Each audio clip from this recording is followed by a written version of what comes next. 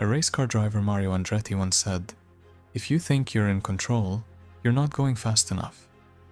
Spiritual philosophers keep saying that control is the illusion of the mind, trying to freeze frame a reality that's constantly in motion. I've got some news for you. As always, it's one bad one and one good one. The bad news is you're falling through the air. Nothing to hang on to, no parachute. The good news is there's no ground. You've been circling this insight your whole life. The thing is, we're all so conditioned to think in terms of here versus there. We exist in a constant dance between one point and another. We compare one moment to the next, always with the idea that we're progressing from something to something else. But that's all surface level. How about you stop living in the suburbs of your own self? All this movement, all these places are just projections.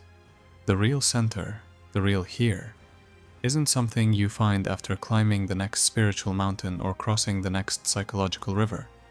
It's the still point inside you, the awareness that's been there all along. It's easy to think of the center as a point on a compass or a dot in the middle of a circle. But that's limiting. When we think about here as the center, we're not talking about a fixed, measurable spot in space. The center isn't something you can find by traveling or pinpointing it on a map. So, let's go deeper. In the infinite circle of existence, where do you think the center is? Is it where you are now? Of course, but also it's everywhere. In fact, the center of infinity has no boundaries. It is everywhere, at every point, always now. In trauma, for instance, people dissociate. They lose the center. The body is here, but the self is somewhere else.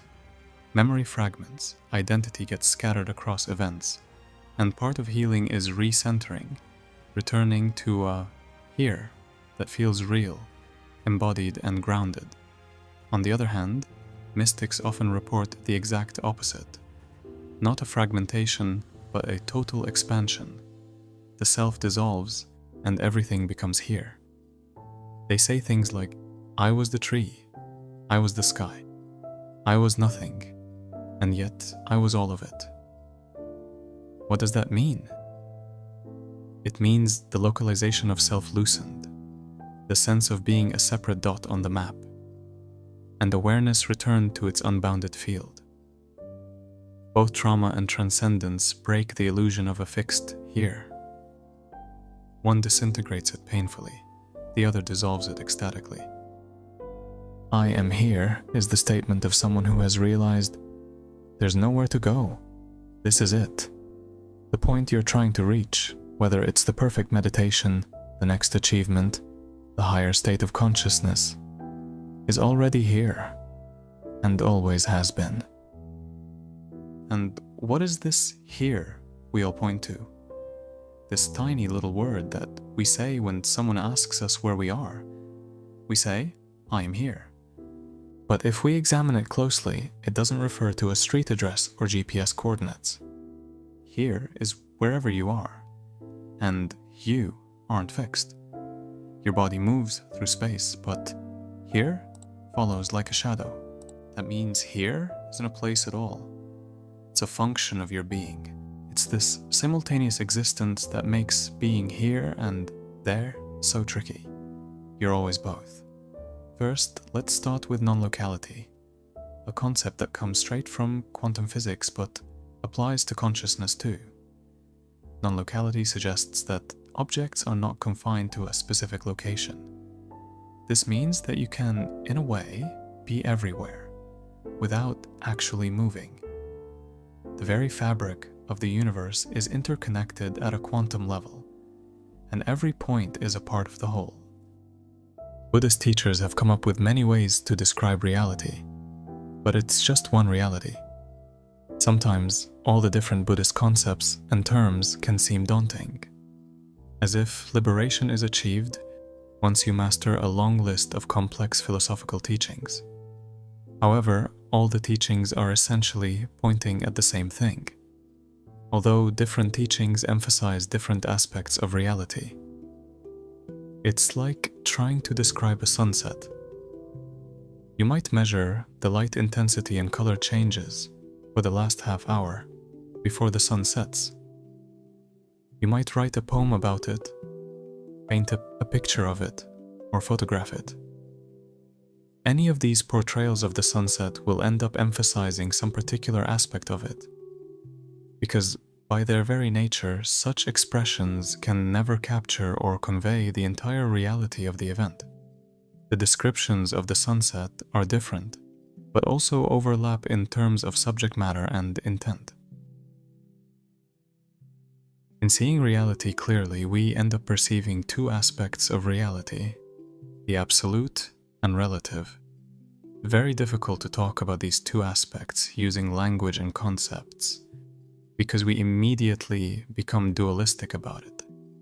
The absolute transcends dualism. Let me give it a try. It's like a finger and it is independent and free. It's a thing unto itself, right? The fact that it is separate from other fingers is part of what defines it, part of what makes it functional. At the same time, the finger is part of the hand. Those things can be true simultaneously, and they reflect a different reality of the finger. In the same way, everything we perceive has relative aspects, as time, space, causation, individuality, good and bad, but there's another way to perceive reality. Reality has another aspect in which we recognize that all of these things, good and bad, the boundaries we draw between individuals, in a way these are all just ideas. When we let go of those ideas, we just see everything as one in its essential being. Here's an exercise that you can try. For 1 hour, try seeing reality in two different ways. Reality has two natures, the particular versus the whole. The particular, of course, it's true that reality has individuals and individuals interact. This is the way that we usually experience reality. At the same time, reality is a seamless whole, if you will. It's just as it is. When experienced that way, the particulars can be true, but they don't ruin the wholeness. Everything is included. If you were caught up in a drama and you were concerned about your well-being and who was doing what and what was going to happen next, it could be full of angst or excitement. But if you somehow realized that all of this was part of a movie or novel, and this novel or this movie has a point, has an artistic arc, and when you stood back, you could see it was just all part of the story.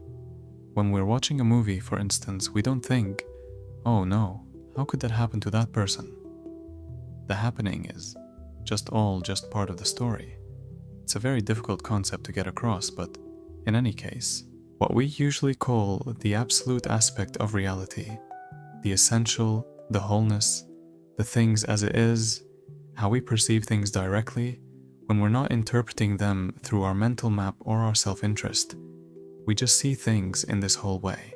Tat tvam asi, or you are that. It's a simple but profound statement. But let's not romanticize it. This is more than an inspirational quote to slap on a wall. It's an observation of how reality works. When we say, you are that, it's not just a reminder of your spiritual essence. It's a key to understanding the world as it truly is. A continuous dance between the observer and the observed, an endless loop where the two are inseparable. You are not simply experiencing the universe. You are the experience itself. When the universe bends, it's your perception that bends with it. You don't need to travel to a mystical place to find the center of existence. You already are that center. There's a fascinating account from a woman named Pema Chodron, a well-known Buddhist teacher who recounts the experience of having a mind-bending realization about being here and there. She was on a retreat, meditating deeply on the nature of her mind, when she suddenly felt like she was both here, in the room, and there. In every room, in every place, at every moment. For her, it was as though her sense of self had dissolved into everything around her. Here and there weren't separate anymore. They were one. The more you explore this, the more you realize that you're not moving through space and time. You are space and time. Here and there are constructs to help you navigate the illusion of separation. But really, the deeper you go, the more you realize that there is no separation at all. You are not located in space the way a pin is stuck in a map. That's the first lie. We've been taught to imagine ourselves as coordinates. One body, in one room, in one city, in one country, floating on one planet in a vast universe. But what if that model is backward? What if you're not in the universe? What if the universe is in you? This is by no means an abstract mysticism. In non-Euclidean geometry, when space is boundless and curved, there is no absolute edge or fixed center.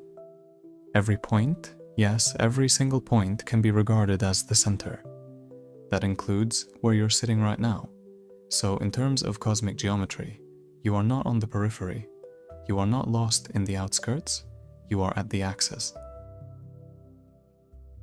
But that's just the warm-up. Because once you grasp that physical space is centerless, and thus centerful, you have to confront a deeper reality, that you are not just at the center of space, but at the center of awareness, not your awareness. Awareness, period. You are not in awareness like a fish in water. You are the ocean itself, looking back at itself with borrowed eyes. The more you try to pin down consciousness, the more it slips through your fingers. Like trying to measure the color of wind. In an ancient Zen story, the master said to his students, "The sound of one hand clapping is the sound of being everywhere." Now, at first, this sounds nonsensical. How can one hand clap? But the true meaning here is that the act of clapping isn't just confined to the sound that comes from two hands meeting. The sound exists in all places. The one hand clapping represents the singularity of the moment. But when it claps, it reverberates across time and space. It's not just here, in this moment, it's there, across the entire universe. Think about it this way. You know how we've all heard that space is curved by gravity? Well, consciousness, according to non-local theories, is also curved by experience. This means here and there are simply different bends in the same cosmic fabric, and there's no fixed boundary between them. You're not just here, you're spread out through the entire web of existence. There is a theoretical idea that our entire universe would be a hologram, a projection of data encoded on a two-dimensional surface. In simpler terms, our reality is like a 3D projection from a 2D plane. So, everything we experience, all the space and time, is just an illusion. We perceive the universe as here and there, but in reality, it's all encoded on the cosmic surface, like the pixels on a screen. Now, if reality is a hologram, then the boundaries between here and there are just tricks of perception. You're here, in your body, but in a very real sense, you're everywhere. The boundary between the center of your experience and the edges of your awareness is a false one. You're projecting your sense of being here from a greater, more expansive reality. Think of time and space as substances, like clay. When we say we're here, it's as though we're saying we're in a particular moment of this flowing, shifting substance. But the here that you're in is not permanent, it's continuously being shaped. The idea of there is just the next shape that hasn't yet been formed. In other words, here and there are not fixed, but are a part of a larger, ongoing cosmic process of becoming. Suchness is the reality behind your commentary. It's what a moment is before your mind translates it into something useful, dangerous, desirable, or boring. Suchness is the texture of this exact moment, before you touched it with a label. It's the unedited version of reality, the raw footage before your mind adds commentary. It's the this-ness of the thing, before the brain jumps in screaming, "That's a tree," or "That's awkward." Suchness is the radical act of letting things be as they are. The more you try to escape the moment, the more you decorate your prison. It is the felt presence of a moment before interpretation. It's the quiet immediacy of being that asks for nothing and explains even less. Before the machinery of thought begins carving the world into objects, roles, and outcomes, there is only this, not this thing, but this, as in the totality that resists being broken down. This is terrifying to the ego, which survives by naming and comparing. The rest in suchness is to surrender control. It's to stop trying to bend the moment to your preference and let it crash into you exactly as it is. It's intimacy, the deepest kind of it. The reason we don't live in suchness is because we're addicted to stories. We don't want the raw present. We want meaning, narrative, plot. But suchness isn't here to entertain or explain. It's here to be. And if you stop resisting it, you might notice it's enough. It is not mystical, yet it is mysterious. We shall not cease from exploration. The end of all our exploring will be to arrive where we started and know the place for the first time. So it just means that spiritual philosophy is really homesickness, an urge to be at home everywhere. We shape our tools, and thereafter our tools shape us. And so does our thoughts shape us. The thoughts of here and there bring the vision of the dual world. The difference between a system and a mess is just how long you stare at it. Dual world might look like the ultimate order to our mind, but truth is the invention of a liar. The suchness is not true or false. It is what remains when all the stories fall silent.